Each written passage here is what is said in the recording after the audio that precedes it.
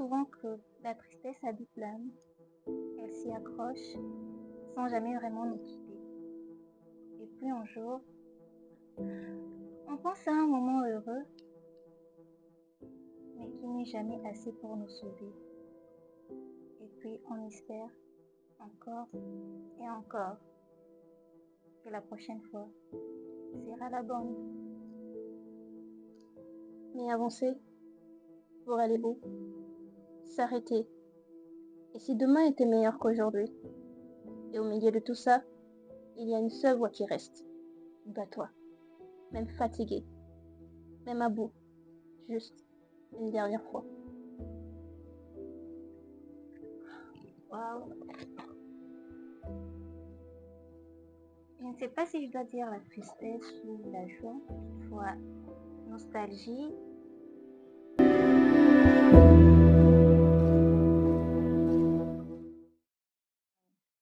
Alors, bonjour à tous. Bienvenue dans notre podcast. Ici, on en parlait. Nous sommes Benedictus Lupus Chantumba pour les intimes Ben. Et je crois que je ne serai pas toute seule sur le plateau. Je suis accompagnée de la magnifique, ravissante et puis bien évidemment la très intelligente Luciane Kalanda. Bonjour, vous allez bien? Bonjour Bénédicte, ça va? Et vous, ça va? Ah bah en tout cas. Alors, vous êtes invité sur, pas invité, on fait, vous voyez quoi. Ok. Ouais. Le podcast, c'est Et si on en parlait? Vous voyez, dans la vie, souvent, on traverse des situations difficiles, on ne sait jamais trop à qui en parler, ou on sait toujours à qui en parler, sauf que, bien évidemment, ces personnes nous tournent les dos ou disent qu'on exagère. Alors, et si on en parlait? Vous ne trouvez pas que c'est de l'émotion, ça? Oui, et si on en parlait, c'est beaucoup d'émotions. C'est surtout un vécu. C'est surtout une histoire qu'on n'a pas su raconter. Et Oui. aussi, c'est un vécu qui a tellement fait mal qu'on en a gardé au-dedans de nous et on s'est dit, pourquoi pas en parler? Parce que vous savez, au fur et à mesure qu'on garde quelque chose au-dedans de soi, ça ne fait que nous ranger. Et je pense que quand tu décides d'en parler, ça te libère complètement. Voilà les thèmes, et si on en parlait. Waouh, votre explication me donne waouh, waouh dans le dos. Mais bon, alors, je crois que si vous le permettez, on va faire une série de... Ce n'est pas action ou vérité, c'est un Ok, peu comme diront vérité ou... Vérité ou vérité? d'accord. Alors, on va faire ceci. On pioche chacune une carte et puis D'accord. on se pose des questions. Alors, je vais devoir commencer si vous le permettez bien. Bien sûr.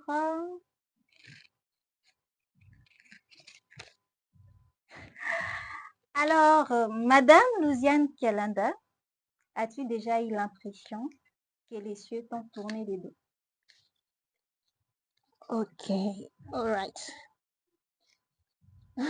C'est une question assez lourde en fait. Oui. Mais bien sûr, j'ai déjà eu l'impression que le ciel m'est tourné le dos, à plusieurs reprises même. Vous savez, quand on traverse un moment très difficile dans la vie, c'est parfois compliqué. Deux fois, on s'agenouille, deux fois, on prie, et on a l'impression que le ciel n'entend pas notre prière. Et parfois, on est juste là à la bourre, on ne sait même plus quoi faire, on ne sait pas quel step mettre à l'avant. Et donc, c'est plusieurs fois que moi, personnellement, ça m'est arrivé. Vous savez, je me rappelle très bien un jour, je suis là en train de prier, j'ai dit, mais Seigneur, c'est quoi le problème? Je suis là, tu me vois pas? Je me Ok. réveille, je regarde les gens autour de moi, ils sont en train de dormir. Moi, les larmes pleines les yeux. Je suis là, je me pose la question, mais Dieu, tu te rappelles de moi ou tu te rappelles pas de moi? Parce que j'étais dans une situation, vous savez, quand ça fait tellement mal, je sais pas si vous l'avez déjà vécu, mais quand ça fait mal, tu as l'impression de vouloir t'arracher la peau. Ça te fait tellement mal, ces genres de douleurs, c'est c'est pas physique, tu peux pas toucher, mais quand même ça t'impacte d'une manière, tu sais pas où te retrouver, tu sais pas où te placer. Je me souviens bien, je regarde les gens dormir et en pleine larmes, je me dis, mais Seigneur, c'est quel genre de situation dans laquelle tu m'aimais? J'ai jamais été là-dedans. Je ne sais pas comment m'en sortir et c'est difficile actuellement pour moi et j'aimerais en sortir. Est-ce que tu me vois au moins? Il y a des fois où j'étais là, je me suis dit, ok, si tu veux pas répondre à mes prières, bah tu fais comme tu veux. Je te prie plus. Tu fais plus rien. Tu peux rester, tu restes là où tu es et moi je ferai mes affaires vu que t'en as rien à foutre. Je vais faire pareil. Je sais pas si ça vous est déjà arrivé. Mm, un peu, oui. Donc ce sont des moments difficiles, mais après je peux dire que à la fin, le ciel finit toujours par répondre, même s'il nous tourne le dos au moment précis, parce que des fois on a besoin d'une réponse exacte, d'une réponse instantanée, mais on ne l'a pas tout de suite et ça fait mal. Et on se dit, mais est-ce que le gars il sait au moins combien nous sommes en train de souffrir? Parce que ça fait mal et cette douleur, je l'ai ressentie. Je me rappelle très bien, j'écris à ma mère et elle me dit, puisque j'étais très loin de ma mère à l'époque, elle me dit, ma fille, est-ce que je peux te prendre dans mes bras? Je lui dis, maman, j'ai besoin d'un câlin. Sur le moment, elle me dit, viens dans mes bras. Je regarde, on n'est pas là, on n'est pas là. Voilà mon expérience de la vie. Waouh! Actuellement, je ne sais pas si je dois vraiment laisser mon émotion sortir, que je puisse pleurer ou bien, mais oh, non, mais j'ai besoin que mon cerveau puisse se mettre à jour parce que franchement, avec votre explication, j'ai vraiment ressenti de la peine, même les mots me manquent. Alors, durant cette période où vous avez senti que même vos prières n'avaient plus d'effet et autres, vous avez senti que les grands dieux ne veulent pas vous répondre. Vous lui avez demandé de rester avec ses affaires et vous avec les vôtres. Alors, est-ce que c'était une baisse de foi ou une perte de foi totale? Bien. Je dirais que c'était une baisse de foi, pas une perte de foi totale. Parce que vous savez, la foi, on ne la perd pas totalement. Mais là, c'était une baisse de foi. Pourquoi? Parce que, premièrement, je me suis sentie seule. J'avais besoin de quelque chose d'instantané et malheureusement, il n'était pas là au moment présent. Même s'il y a des gens qui vous disent, mais tu sais, il y a Dieu, il répond tout le temps, il fait ceci, il fait cela, mais moi je voulais au moment là où il était. Au moment, pardon, là, quand je souffrais, je voulais à ce moment-là, mais il n'était pas là, il se faisait pas pourvoir, comme on dit le grand pourvoyeur. Il n'a pas pourvu à ce moment-là. Et je crois que j'étais frustrée. Tu sais, j'étais dans une sorte de cage, une cage émotionnelle, là où tu ne Mhm. sais pas comment en faire. Parce que je peux me décrire comme une personne pas très ouverte, mais bon, je travaille dessus quand même. Une personne pas très ouverte. Et quand il y a eu cette fermeture, je me suis mise dans un globe, dans ma propre bulle, et je ne savais plus comment en sortir. Et je priais, je lui demandais de m'aider, je me demandais de résoudre telle ou telle autre situation, et c'était comme si quelqu'un, il t'observe, tu te noies, mais il t'observe, il attend juste que tu entres dans le gouffre, dans le fin fond, et que par après, il vienne te soulever. Eh bien, Bénédictus, nous avons passé un moment émouvant avec la première question. Bah, je vais aller piquer une carte et voir ce que ça va donner. Ok. Well, on y va. Ok. Voyons voir ce qui s'y cache. Ok. Tu es prête? As-tu Je suis déjà eu, oh, pardon, as-tu déjà perdu confiance en toi, même au point de remettre en question ton existence? Ça annonce bien. Waouh!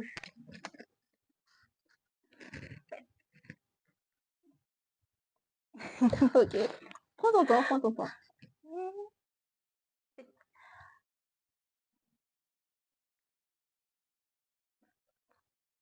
Même si ça me fait mal de l'admettre, oui.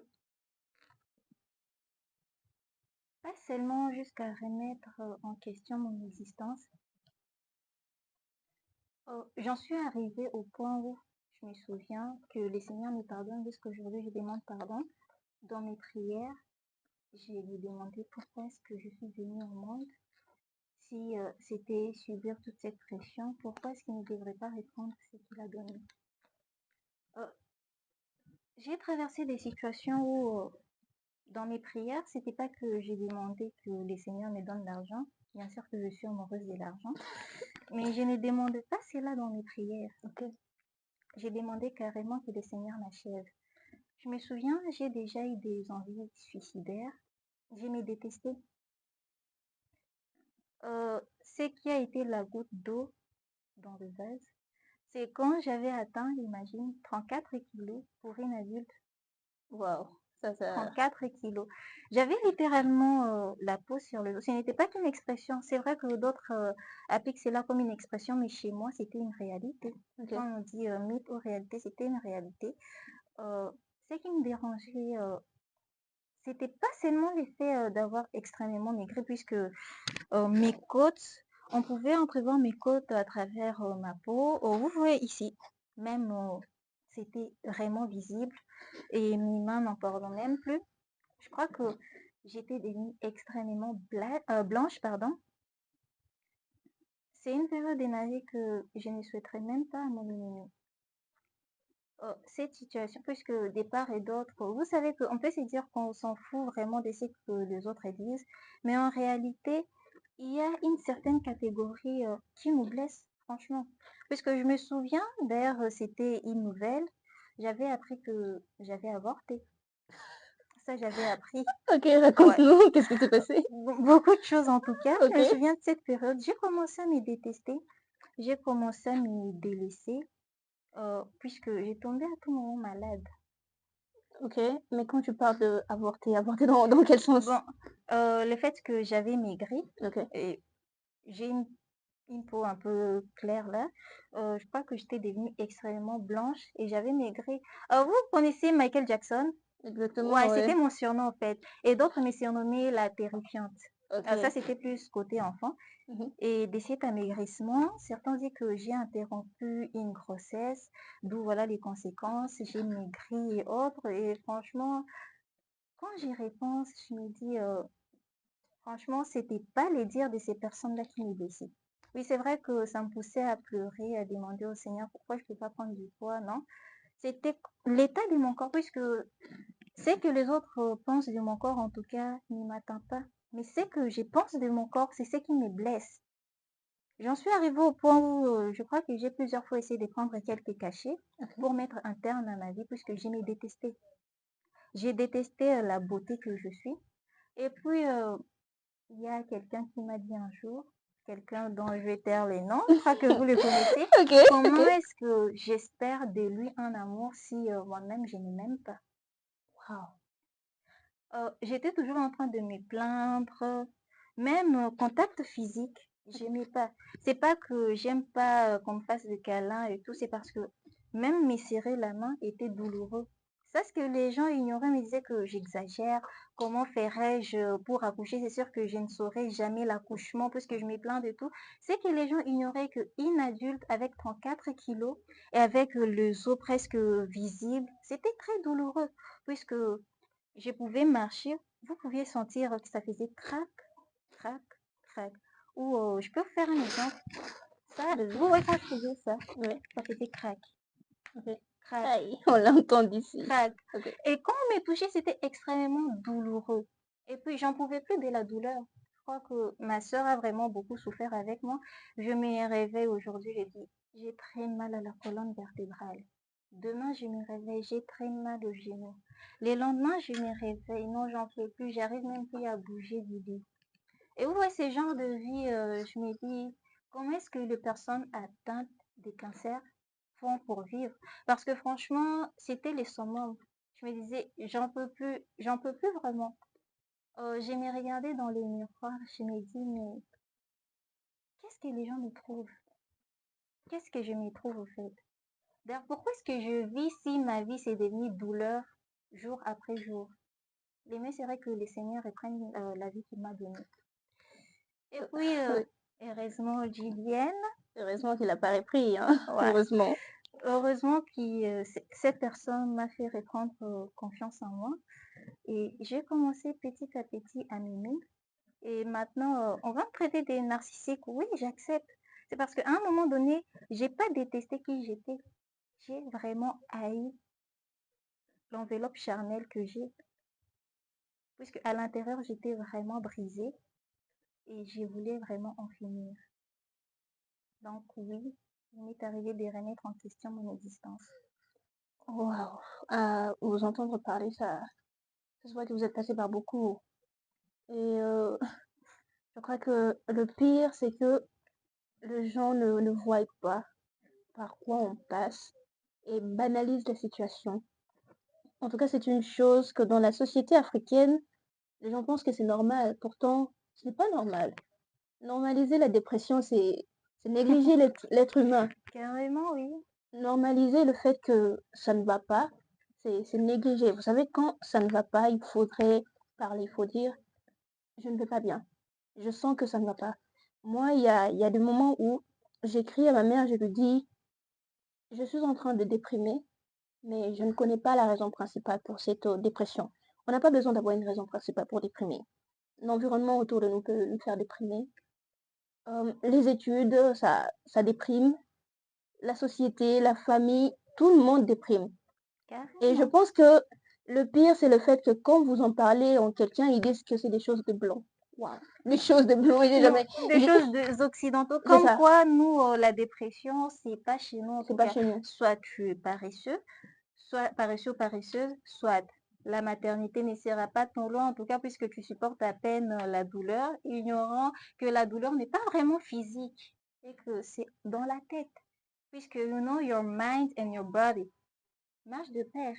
Ok. Lorsque à l'intérieur, là, on est brisé, croyez-moi, même avoir la force d'aller au travail, ce sera difficile, puisque on doit entretenir notre corps, c'est vrai, on doit prendre soin de notre santé physique, mais il faut encore plus prendre soin de notre santé émotionnelle ou mentale parce que, croyez-moi, physiquement, vous pouvez être en bonne santé, que vous le vouliez ou non. Si émotionnellement, mentalement, psychologiquement, vous n'allez pas bien, croyez-moi, vous aurez l'impression, pardon, de ne jamais, jamais avancer en tout cas. Vous aurez Ouais, l'impression que le ciel est contre vous. Vous aurez l'impression que votre existence n'en vaut pas la peine. exactement, parce que ça me rappelle en fait une histoire aussi. Je me rappelle des années passées auparavant. J'étais seule dans un immeuble et puis ça n'allait pas. Ça n'allait pas. Mhm. Il fallait que tu donnes le meilleur de toi. Il fallait que tu prouves tout le temps. Et je vois des gens, je regarde par-dessus. euh, je vois des gens marcher et il y a une pensée. Vous savez, quand vous avez ce genre de pensée, en fait, reculez. Il y a une pensée qui me dit, Lucienne, saute. Et je dis, quoi? Saute. Je me parlais à moi-même. Cette voix, elle était forte dans ma tête. Lucienne, saute. Bizarrement. Bizarrement, ouais, saute. Je me suis dit, sauter pourquoi? Cette voix me répète, elle me dit, mais tu vois pas ce qui se passe dans ta vie? Tu n'es pas heureuse, tu, tu ne vis pas. Tu es en train de survivre. Je regarde Dieu, je regarde le ciel, pardon, je me dis, messieurs, eh oh, là-haut, tu es sûr que tu veux que je saute? Cette voix persiste, je dis, non, je ne sauterai pas. Des fois, et, il m'arrive d'une manière soudaine, l'image de ma mère, l'image de mon père, et puis je rétracte. Je me dis, non, je ne le ferai pas. Je ne sauterai pas. Non, Il y a mes jambes qui étaient en flagelle. Et puis je me suis dit, je suis en train de trembler, j'étais en train d'essuyer et il y avait mes mains qui étaient en moite. Je me suis dit, je ne le ferai pas. La vie, elle est trop précieuse. J'ai beau traverser un moment carrément. difficile aujourd'hui. J'ai beau passer par quelque chose que je pense être impossible. Mais je sais qu'après, ça ira. Après quand? Je n'ai pas la date précise, je n'ai pas l'année précise, mais je veux rester forte. Et crois-moi, ça coûte des pieds, des mains, des jambes, des cerveaux. C'est tout ce que tu veux, de rester fort dans un moment difficile. Ça rend fou. Tu as envie de t'étrangler, en fait, tu sais pas quoi faire. Tu veux juste S'arracher la t'arracher la peau, te peau. sectionner de partout. Mais après, je crois, c'est, comment on le dit? Tu sais, pour avoir de l'or bien raffiné, Ça doit c'est passer par plusieurs transformations. Et la impératif. transformation n'est jamais facile, en tout Je cas, te elle est jure. toujours douloureuse. Et j'ai aimé, je peux pas dire que sans te mentir, je ne pourrais pas vous dire que j'ai aimé le feu, mais j'ai bien aimé le raffinement de l'or après le feu. Non, mais c'est fort. Parce que là, vous venez me rappeler une petite scène. Je me souviens bien avant qu'on m'amène à l'hôpital. C'était au mois de février. J'étais dans l'auditoire à côté de ma meilleure amie. J'étais là en train d'écrire, écrire, et puis une voix dans ma tête m'a soufflé. À quoi bon tout ça? Es-tu heureuse? De toute façon, ça te servirait à quoi de rester parmi ces personnes qui ne remarquent même pas que tu as mal? Parce qu'elle laisse-toi aller. En fait, le moment où j'ai laissé cette voix me convaincre de laisser aller, et c'est le moment où j'ai perdu connaissance. Hein. J'ai voyé, c'est dans le film, comment est-ce que les gens s'évanouissaient et tout. Ah ouais. Mais du moment où j'ai entendu cette voix, je me suis évanouie. Nil n'était ma meilleure amie qui m'appelait sans cesse mon prénom, parce que je pouvais entendre tout autour de moi, je pouvais pas bouger mon corps et je pouvais voir mon corps. En tout cas, c'est quelque chose qui m'a toujours étonnée. Je voyais mon corps, Ok. j'entendais les gens autour de moi me parler, mais je pouvais rien faire. Et c'est là qu'on a continué à appeler mon prénom, mon prénom, mon prénom. Je suis un peu revenue à moi-même. En fait, s'il y a bien une chose que j'ai à comprendre par là, quoi qu'il arrive, on doit toujours garder foi et toujours be happy. Parce que quand on est triste, on laisse place à cette voix à l'intérieur de nous. Surtout quand on est en dépression, cette voix est très convaincante. Du coup, je dis que même si la vie est dure, de quelle manière, on doit toujours trouver une manière de sourire. Euh, S'il faut extérioriser notre peine en chantant, il faut chanter. S'il faut écrire, il faut Yeah. le faire parce que rester confiné, c'est vrai que on ne sait pas toujours à qui en parler. Mais bon, pour ceux qui ne savent pas à qui en parler, surtout pour le dame, il y a Conseil-moi avec amour qui sera là pour vous aider. Ok. Parce que lorsqu'on vit une dépression, ce n'est pas un mythe, c'est une réalité. Exactement. Et bizarrement, quand on essaie d'en parler à nos proches, c'est toujours affaire des Occidentaux là. Ça là, c'est pas chez nous. Oh. C'est souvent ça les discours. Ok. Mais il faut toujours chercher un moyen d'extérioriser cela. Puisque la dépression ne guérit pas du jour au lendemain. Ça prend du temps. Et pour que on puisse vraiment en sortir, on a besoin de ceux qui nous épaulent.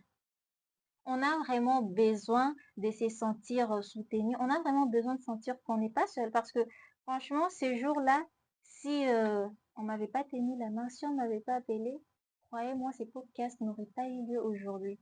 Ah bah Puisque voilà. j'en avais marre de la vie, franchement. Ok. Et j'avais suivi cette petite voie et je me suis évanouie. Donc voilà un peu. Ah, en tout cas, cette expérience, elle est...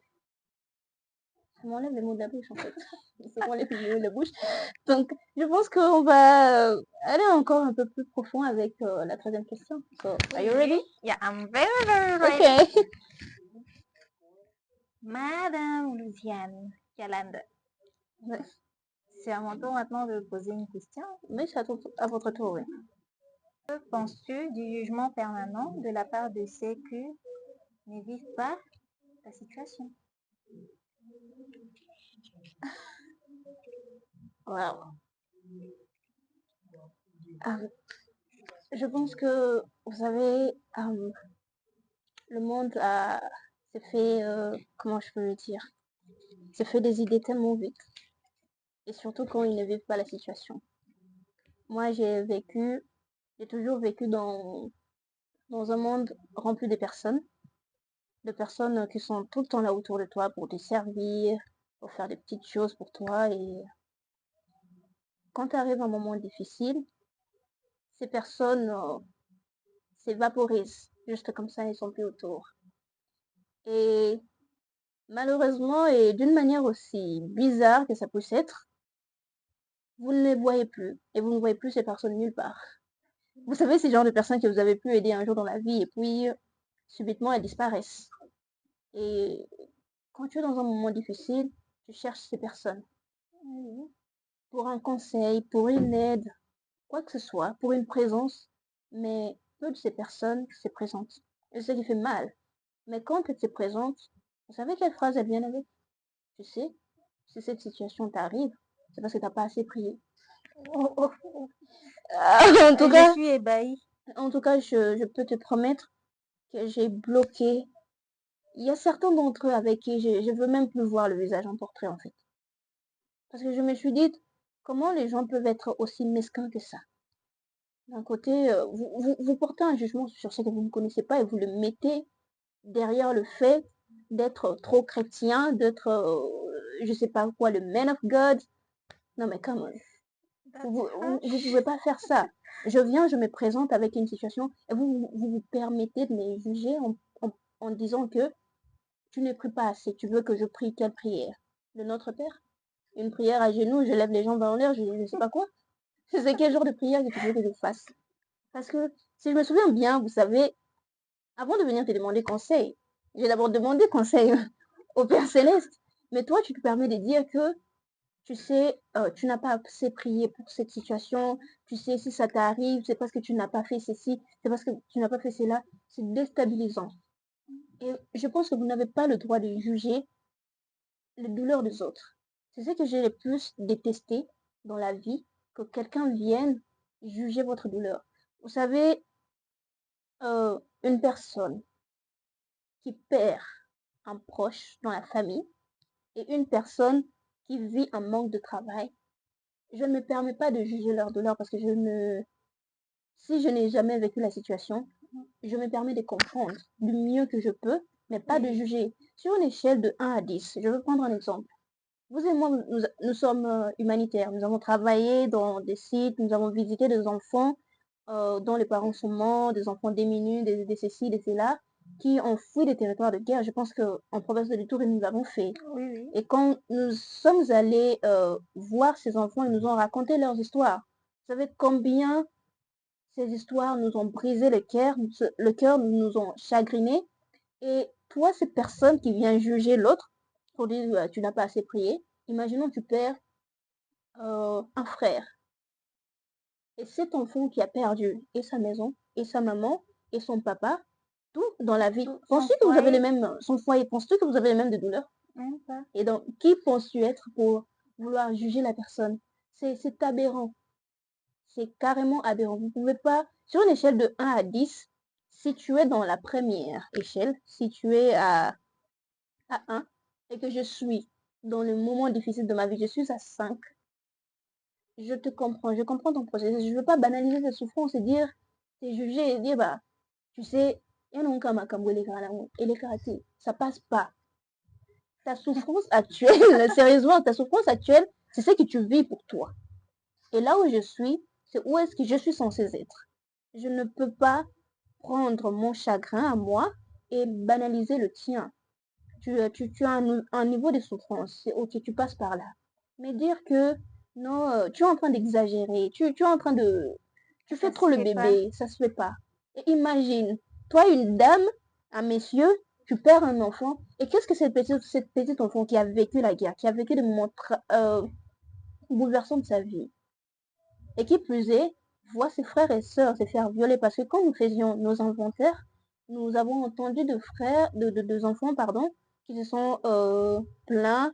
Non, tu sais, ma sœur s'est fait violer devant moi, mon frère, ceci, Je cela. m'en souviens carrément, oui, je m'en souviens très Penses-tu bien. être assez sage pour venir dire à la personne? Moi, je pense que c'est Non, incompréhensible. Je me rappelle bien, j'étais dans un moment où c'était chaos, c'était mort pour moi. Mais il y a des amis qui se permettaient de me dire, bah, tu sais, ce sont des choses, ça va passer, ça passe quand? si ça passe, bon, si ça passe par pitié, peux-tu demander à tes amis de me dire après combien de temps ça passe parce que j'en ai vraiment besoin, hein. En tout cas, tout ce que je sais, ça ne passe jamais. On apprend juste à vivre avec. Mais bon, s'ils ont des secrets, ils peuvent quand même nous balancer, hein. Exactement comme vous avez dit, on apprend à vivre avec. Ça ne passe jamais. On apprend à assimiler la situation.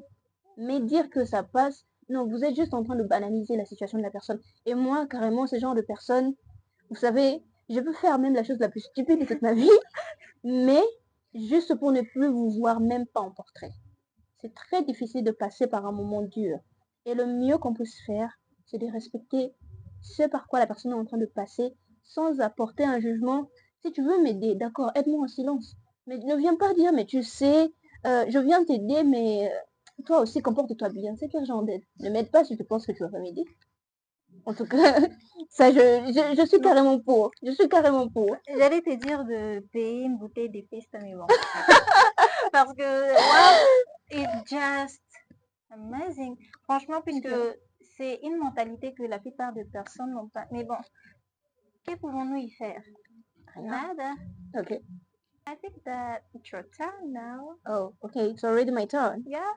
Okay, let me pick one. Oh, c'est la quatrième, je pense. Okay. That's one. Ok. Tu es prête? Mhm.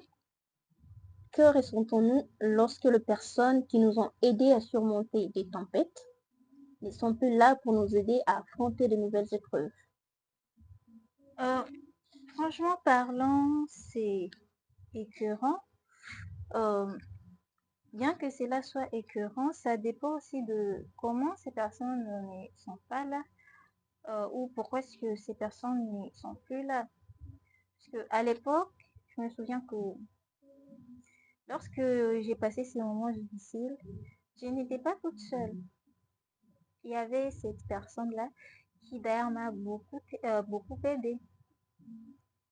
C'est vraiment, on peut dire, si on devait décerner les prix de la personne qui a le mieux performé en tant qu'amie, ça aurait été cette personne-là. Oui, c'est vrai qu'on s'est disputé, c'est vrai que ça n'a pas marché nous deux, mais s'il y a une chose et sûre que je peux dire sur cette personne, c'est qu'elle a été vraiment là pour moi. Et bien que maintenant cette personne n'est plus là, bon, avec tout ce que j'ai pu vivre, je commence à normaliser certaines choses. Je me dis que peut-être sa présence en ce moment-là, c'était un moyen pour moi, c'était mon compagnon de voyage pardon, durant cette période-là parce que c'était vraiment mon compagnon, c'est lui à qui je disais tout. Et maintenant que cette personne n'est plus là, je crois que son voyage s'est arrêté en ce moment-là. Il y a certaines personnes qui sont irremplaçables, d'autres inoubliables, mais n'empêche, on ne doit pas arrêter d'avancer parce que certaines personnes ne sont plus là. Exactement. Parce que certaines personnes ont décidé de ne plus être là. Donc, vous êtes détaché de ces personnes d'une certaine manière parce que, vous savez, j'ai toujours eu un problème avec les détachements. Je travaille dessus. Franchement, j'ai toujours eu un problème avec les détachements. Il m'est difficile, je veux dire, il m'était difficile d'accepter le détachement. Je me rappelle dans un moment fou de ma vie, cette personne n'est plus là. Je sais, soudainement, plus de messages, plus d'appels, plus de petits textos, plus de petits coucou, ça va? Tu te retrouves seule. Et je t'assure que je suis entrée dans une phase de dépression. Crois-moi, je connaissais la dépression en tant que mot, tristesse surdimensionnelle, je ne sais, tout ce qui pouvait définir la dépression, je le connaissais en tant que mot. Mais le vivre, c'est un enfer. Le vivre, c'est un enfer. Enfer sur terre, oui. Parce que vivre toutes ces choses-là, en fait, je n'ai pas pu. Mais Dieu merci, j'ai survécu. Parce que je me rappelle d'être rentrée dans ma chambre, je pleurais, je me suis dit, Seigneur, je fais comment? Qu'est-ce que je fais? Cette personne n'est pas là. Je regarde le téléphone, la personne ne m'écrit pas. J'entre dans une phase de folie. C'était dur. Imagine, tu passes dans des moments où, de ta vie, tu reçois des insultes, tu reçois de... Vous savez, il y a... Oh non. Vous savez, il y a de choses dans la vie, hein. Quand vous les regardez, vous vous dites, non, il fallait que je passe par là. Carrément. Tu sais, moi, je remercie tellement ces genres de personnes, même si elles ne sont plus présentes, même si elles sont plus là avec moi, mais je remercie. Il faut toujours avoir des genres de personnes qui vous disent On vous tient à cœur. exactement. À cœur. Et surtout, ne jamais oublier ces personnes qui vous disent la vérité droit en face. Vous savez, moi, j'évitais carrément les discussions très fortes. Les discussions qui pouvaient faire battre le cœur, les discussions sérieuses, je les évitais. Tu commences une discussion sérieuse, je te trouve une blague, je coupe la discussion. Parce que je ne me connaissais pas en tant qu'une personne qui peut entrer dans des discussions profondes. Mais un jour, il y a un bon samaritain qui me fait asseoir, parce que c'était des années avant, je me rappelle encore bien, un bon samaritain qui me fait asseoir, me dit toutes mes 4 vérités droit en face. J'étais là, pas ébahie. J'étais là, bouche bée, j'étais là, désorientée. Et je me suis dit, mais pour qui cette personne est en train de se prendre pour me parler de telle manière? Pour moi, c'était une insulte. Vous m'insultez. D'accord, vous voulez me faire un reproche, mais dans ces reproches, vous êtes en train de m'insulter. Et ça, j'ai pas compris. Mais à un moment donné, je me rétracte. Je me dis, mais est-ce que cette personne n'a pas raison? Mais est-ce que Louisiane, tu n'as pas fait telle erreur qui a poussé cette personne à faire telle chose? Peut-être que sa réaction était exagérée, mais ton comportement, as-tu réalisé un peu Ouais, l'impact de surtout ton ça. comportement sur tout ça? Et c'est là que j'ai eu un déclic dans ma tête pour me dire que Louisiane, à partir d'aujourd'hui, peu importe la conversation, dure qu'elle soit, c'est pas grave si elle te fait peur de l'intérieur, mais tu t'assois, tu écoutes. Même si la personne n'est plus là, tu t'assois, tu écoutes. En tout cas, ces personnes-là, je leur remercie. Ça fait mal au moment, parce Ouais, que très mal, ça brisait ça brisait l'ego en moi. mais ça nous aidait en tout cas. Ça a Puisque été d'une très grande aide. actuellement, avant, j'ai préféré être avec des personnes qui m'éclataient, mais actuellement, je préfère quelqu'un qui me dit droit dans les yeux ce que j'ai Exactement. fait de mal. Ça te fait grandir. Ça fait grandir. Et avec what we've been through, je crois que, en tout cas, il faut que quelqu'un nous dise ce qu'on a vraiment fait. Et aussi, on ne doit pas toujours, vous voyez, c'est dire parce qu'on est en dépression ou parce qu'on a été en dépression, on doit faire subir à l'autre ce que nous avons subi. Exactement. Puisque j'ai failli entrer dans cette erreur-là, faire subir aux innocents ce que j'ai subi par le passé, leur faire payer pour une faute qu'ils n'ont jamais eu à commettre.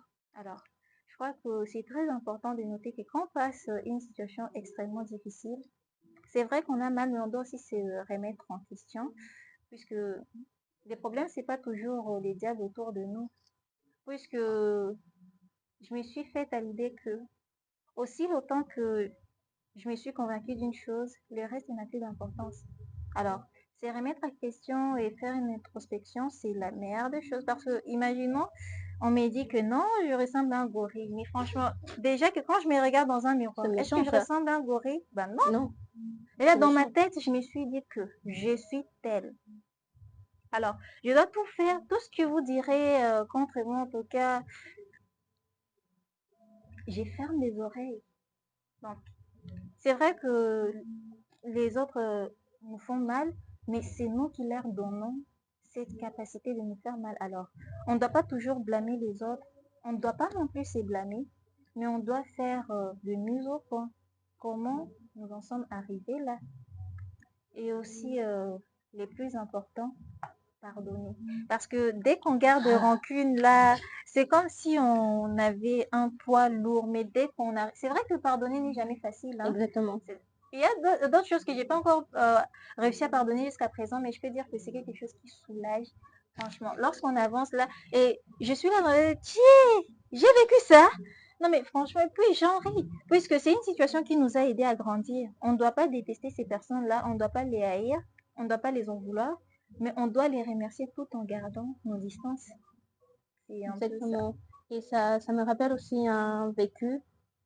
Vous savez, comme vous l'avez dit, il y a des personnes, quand elles traversent, elles ont eu des moments difficiles dans leur vie.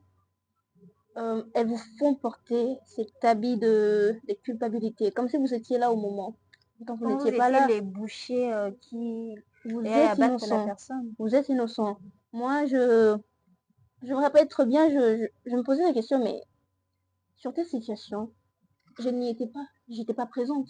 Mais comment vous pouvez être aussi méchant que ça pour rappeler à quelqu'un qui n'était pas là, à l'heure de fait, une chose qu'elle n'a pas faite? Pourtant, je n'ai pas causé cette peine. Je vous ai pas causé. Je n'ai rien fait pour que vous puissiez être comme ça. Mais pourquoi mettriez-vous cette colère, cette amertume sur moi? Genre Vous savez, tout déverser sur vous comme si exactement. vous étiez les diables à blâmer. Il y a des gens dans cette vie, peu importe ce que vous allez faire, ne seront jamais satisfaits. Et ça, il faut vivre avec. C'est ça que j'ai compris de la vie. Vous savez, les jours où j'ai grandi, c'est quand j'ai su que peu importe ce que je ferais, que ce soit bien ou pas, il y aura juste quelqu'un là pour me critiquer, quelqu'un pour me dire, bah, tu sais, tu n'es pas assez intéressante, tu n'es pas assez intelligente, tu n'es pas assez ceci, tu n'es pas assez cela. Je suis OK avec ça. Parce que moi, j'ai grandi dans une famille là où on encourage les gens, là où on n'a pas le self-dialogue. Tu sais, là où, comment je peux le dire? Là où il y a la démocratie. Tu sais, papa te laisse parler, maman te laisse parler. Tu as un problème? Oui, lequel? On s'est mis autour d'une table, on en parle. C'est la démocratie, c'est pas la dictature. Ce qui a été dit aujourd'hui va rester des siècles pour des siècles. C'est pas ça chez moi. On n'a pas grandi comme ça. Vous savez, quand vous changez de milieu et autres, vous essayez d'aller de la manière dont vous avez été éduqué, et puis vous vous retrouvez face à un mur, face à une réalité qui vient avec un critère de Mobutu, qui vient avec un critère, oui, je vous dis, il n'y a pas de démocratie, qui vient avec une dictature tout à fait bien faite. Et puis quand vous essayez de changer des choses, peut-être vous êtes mal comprise, vous êtes prise de je ne sais ceci, je ne sais cela, tu ne seras jamais assez bien, tu ne feras jamais telle chose. C'est ok.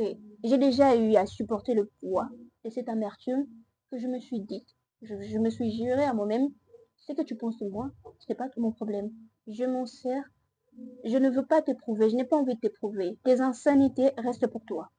Ça, en tout cas, je n'ai pas envie de te les prouver. Tu les gardes pour toi-même. Moi, ce que je sais, ce que tu as dit ne reflète que la colère qui est en toi. Ça ne reflète pas ma réalité des choses. Donc, puisque ce n'est pas moi, je ne veux pas me permettre de jouer au même jeu que toi. C'est ça, c'est ça le plus important, je pense. Yes, girl, you're very strong. Avec Very ça, strong. Yeah, thank you. I mean it. Alors, je crois que il y a une carte qui est sur la table. Je crois qu'on doit lire peut-être la question ensemble. Ouais, elle semble effrayante. Ok, on va la prendre. D'accord. Voir, je tiens le bout. Ok. Quelle attitude Adopter adopter durant durant une une période période difficile? difficile. Pierre fait ciseaux qui va répondre en premier. Ok. Pierre, feuille, ciseaux. Pierre, feuille, ciseaux. Pierre, Pierre, Non, papier. non. Ah, bah vas-y, tu réponds la première. Bon. Quelle attitude adopter durant une période difficile? Bon, la première des choses déjà, c'est garder foi. Okay. N'est pas dire que le Seigneur nous a abandonnés, n'est pas dire qu'il a tourné les dos face à notre prière. Mis à part le fait de garder foi, et aussi chercher un moyen de ne pas se laisser attirer par cette voix intérieure qui nous dicte d'idées un peu sombres, macabres si je peux les dire, et aussi trouver une communauté où vous pouvez facilement parler, puisqu'on est bien d'accord que souvent quand on est en dépression, c'est difficile de parler à nos proches. Exactement. Et bizarrement, quand on parle à un étranger, on se sent soulagé, puisque l'étranger ne nous connaît pas. Il lui est impossible de nous juger. Exactement. Du coup, je trouve que trouver une communauté, d'ailleurs, il y en a plusieurs, c'est juste qu'on ne sait pas où trouver, où chercher, puisque je me souviens, à l'époque, j'avais une amie, on s'était disputé, on a à peine repris contact, et dis-toi que j'appelle comme ça, on m'envoie une photo pour demander si je connais la fille est décédée, elle a été percutée. Wow, ça a été des coups de grâce. Heureusement que le forum Conseil Moi avec Amour, il y a des forums comme ça où on intègre, personne ne vous juge là-bas. Vous parlez de votre problème et on vous console. S'il faut vous apporter des conseils, on les fait.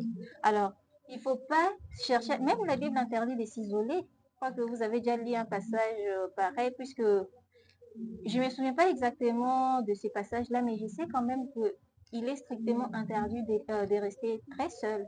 Puisque quand on traverse ces moments-là, si vous trouvez que votre entourage proche ne peut pas vous aider ou ne va pas vous écouter, cherchez quand même un moyen d'extérioriser. On peut extérioriser sous plusieurs formes, pas seulement parler, mais aussi sous la poésie, la prose, le slam. Il y a plusieurs manières d'extérioriser nos peines. Alors, la meilleure des choses, c'est d'aimer surtout jamais se retrouver seul, parce que être seul égale à et si j'ai mis fin à ma vie. Donc, c'est un peu ça, garder foi et éviter de rester seul souvent et extérioriser ses sentiments. Peu importe si les autres nous jugent, on peut quand même créer des communautés où on peut apporter de l'aide à ces personnes-là. Et si possible, s'il faut chanter, il faut chanter. Ouais. Et surtout, se mettre en tête que ce qui est dans les miroirs, les reflets qu'on voit dans les miroirs, c'est tout ce qui compte, pas les dires des autres. On doit juste être en concurrence avec notre reflet dans les miroirs. Exactement. Voilà un peu. Et ça, ça me pousse à dire quelque chose. Je pense qu'on ne voit que le temps difficile par lequel on passe, mais on ne voit pas le produit fini par moment. Parce que moi, je suis tellement reconnaissante pour mes moments difficiles dans la vie. Crois-moi, je n'étais pas aussi ouverte que ça. En tout cas, mes moments difficiles m'ont permis à haïr l'isolation. Je m'isolais moi-même parce que je pensais que les gens ne sont pas adaptés pour me comprendre. Ils ne vont pas comprendre ma pensée, tellement que j'avais, comment le dirais-je, une estime de soi tellement grandiose. Vous savez, parce que pour avoir de l'estime de soi, j'avais de l'estime de soi. Mais mes moments seuls m'ont permis d'entrer dans une forme d'humilité. Et j'aime cette humilité. J'aime être humble.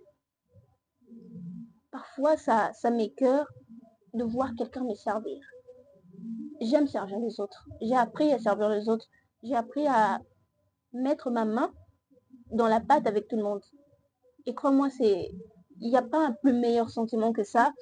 Te voir, tu es ensemble. Même à la maison, quand c'est dans la cuisine, là, tu viens, tu prends. Moi, je vais faire le poisson. Tu vois, même si tu ne vas pas le frire, mais tu le fais juste. Cette ambiance-là, L'ambiance là, l'amour qu'on met, cette c'est meilleur communication, que d'autres épices qu'on peut en retrouver au tout cas, je te marché. l'assure. Et si ce n'était mes moments difficiles dans la vie, je pense que je ne serais jamais arrivée à ce temps-là. Parce que c'est tellement bon. J'aime ce qui sort de la difficulté.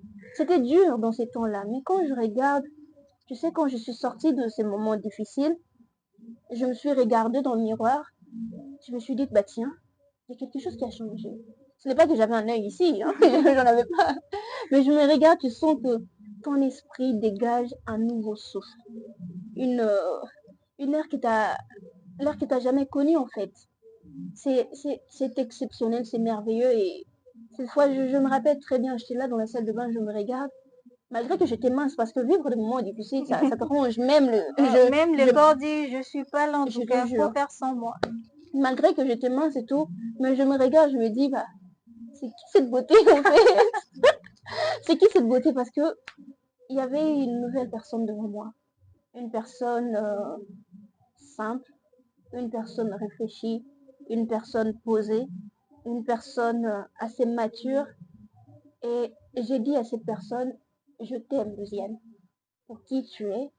J'ai dit à cette personne, tu es belle, tu es magnifique. Ne laisse Mais personne oui, te rabaisser. J'ai dit à cette personne, tu as un sourire merveilleux. Regarde ce que tu peux accomplir. Tu as traversé par ceci, par cela et tu ne t'es pas vengé. Crois-moi, c'est l'ancienne ça moi se l'essentiel. serait vengée. Mais Bah, heureusement, je regarde la nouvelle et elle veut pardonner. Elle se dit, bah, c'est passé, c'est passé. Ce que vous m'aviez fait, ce que vous aviez dit, ça m'a aidé. Vous l'avez fait pour moi. C'était ces temps-là, il était exactement pour moi. Donc, c'est bien, c'est trop bien. Ça fait mal sur le moment, mais après, ça soulage tellement. Tellement, je te l'assure. comme quoi on doit passer par plusieurs brisements pour être meilleur. Alors, quand on passe une situation difficile, surtout n'oubliez pas, faut vous dire que la tempête n'est pas là pour arracher vos racines, mais plutôt Exactement. pour vous montrer combien vous pouvez résister. Alors, faut pas dire que le Seigneur m'a oublié parce que c'est totalement faux. Il sait ce qu'il a prévu. Alors, je suis de même reconnaissante face à ces situations-là puisque j'ai appris à m'aimer et franchement, non, j'ai même girl. Donc, voilà un peu et merci beaucoup. Merci à vous. Il y a bien un message que je voudrais passer à tous ceux qui verront cette vidéo. Alors, surtout lorsque vous passez une situation très difficile dans la vie, ne dites pas que vous êtes seul. Pour le croyant, ne dites pas que le Seigneur vous a abandonné. Pour les athées, ne dites pas que non, vous n'en pouvez plus, personne ne pense à vous. Cette situation n'est pas là pour forcément vous détruire. Gardez foi et surtout essayez d'extérioriser, essayez de pardonner puisque le plus grand fardeau qui puisse exister, c'est la rancune. C'est vrai que dire pardonner, c'est facile, exécuter, c'est très difficile. J'ai été dans ces moments-là et c'est vrai, je ne peux pas comparer ma situation à la vôtre. Toutefois, il faut toujours garder la tête sur les épaules, ne pas laisser les dires des autres nous piétiner, car on est seul qui pouvons nous réélever, on est seul qui pouvons faire en sorte que notre vie puisse changer. Alors, si vous renoncez à la force que vous avez intérieurement pour votre vie, qui va le faire? Si vous vous détestez, comment espérez-vous que votre partenaire puisse vous aimer? L'amour commence d'abord par soi. S'aimer, ce n'est pas égoïste. S'aimer soi-même ne veut pas dire qu'on ne pense pas aux autres, non. Avant de s'occuper des autres, on doit d'abord être en bonne forme. Alors, être en bonne forme, c'est s'aimer soi-même, prendre soin de soi. Ce n'est pas égoïste, c'est tout à fait normal. Merci beaucoup.